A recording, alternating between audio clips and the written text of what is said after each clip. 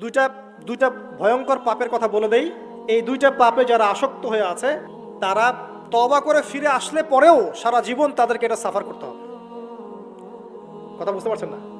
তওবা করে ফিরে এসেছেন মনে করেন, তারপরেও আপনাকে সারা জীবন এই পাপের ফলটা ভোগ করতে হবে। এক, মাদক দ্রব্য দীর্ঘদিন সেবন করেছেন, তওবা করেছেন, ফিরে এসেছেন, আল্লাহ হয়তো মাফ করে দিয়েছেন, আল্লাহ পাক মাফ করে দিয়েছেন, বাট আপনি আপনার দেহের যে ক্ষতিটা করে ফেলেছেন এটা পোষাতে পারবেন না। এক নাম্বার। দুই, তখন আপনি যদি বিয়ে করেন আপনি স্ত্রীকে সন্তুষ্ট করতে পারবেন না। হ্যাঁ।